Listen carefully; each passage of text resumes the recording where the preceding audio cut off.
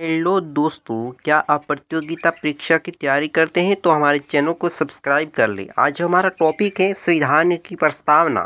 पहला प्रश्न बनता है, संविधान में हमारे राष्ट्र का उल्लेख किन किन नामों से किया गया है? तो भारत और इंडिया। दूसरा सवाल, भारतीय संविधान की प्रस्तावना में निम्नलिखित में से किस स्वतंत्रता का वर्णित नहीं है? आर्थिक स्वतंत्रता का। अगला सवाल है, भारतीय संविधान के किस भाग को उसकी आत्मा की संज्ञा प्रदान की गई है? प्रस्तावना को। अगला सवाल, भारतीय संविधान की प्रस्तावना में पंथ निरपेक्ष शब्द जोड़ा गया था 42वें संविधान संशोधन में।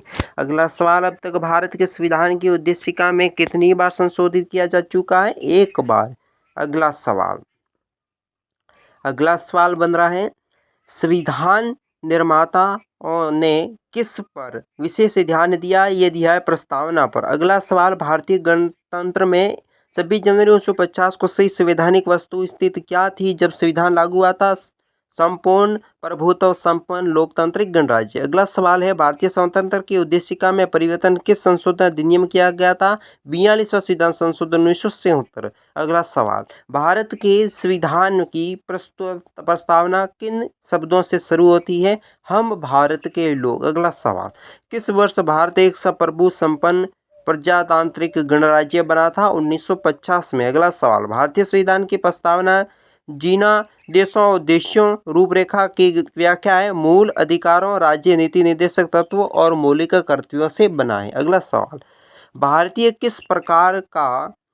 है जो किस प्रकार का राष्ट्र है? धर्मनिरपेक्ष राष्ट्र है। अगला सवाल है, भारतीय संविधान की प्रस्तावना में जिन आदर्शों तथा उद्देश्यों की रूपरेखा है वो आगे व्याख्या है? मूल अधिकारों, राज्य के नीति निर्देशक सिद्धांत और मूल कर्तव्य। अगला सवाल, भारतीय संविधान का कौन सा भाग संविधान की आत्मा कहलाती है? उद्देशिका।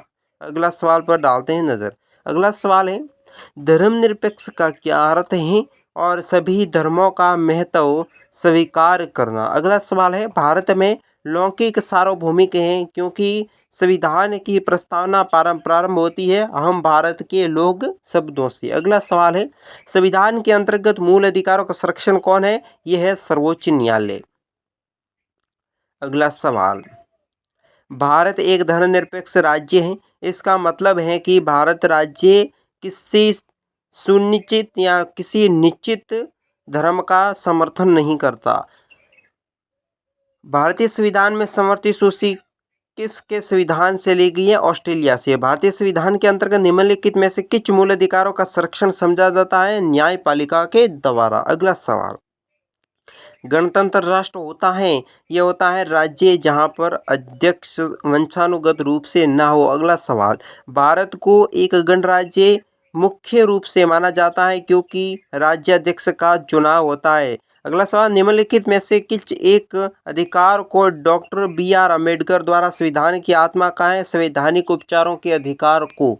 अगला सवाल, भारतीय संविधान की प्रस्तावना में भारत को किस रूप घोषित किया है? एक प्रभुत्व संपन्न समाजवादी धर्मनिरपेक्ष प्रजातांत्रिक गणराज्य। अगला सवाल, कल्याणकारी राज्य का उद्देश्य क्या है? कमजोर वर्गों के कल्याण का प्रबंध करना। अगला सवाल, प्रस्तावना का वो प्रावधान जो सभी व्यवस्थ नागरिकों का मतदान का अधिकार प्रदान करता है वो है प्रजातंत्र। अगला सवाल, भारत एक गणतंत्र है, इसका क्या अर्थ है? भारत में वंशानुगत शासन नहीं है।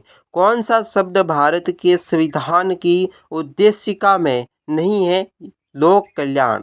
अगला सवाल, भारतीय संविधान के किस संशोधन द्वारा प्रस्तावना को दो शब्द समाजवादी और धर्मनिरपेक्ष जोड़े थे? 42वें संविधान संशोधन। अगला सवाल, भारतीय संविधान के किस भाग में स्पष्ट रूप से घोषित किया है कि भारत एक धर्मनिरपेक्ष राष्ट्र है? यह है संविधान की प्रस्तावना में।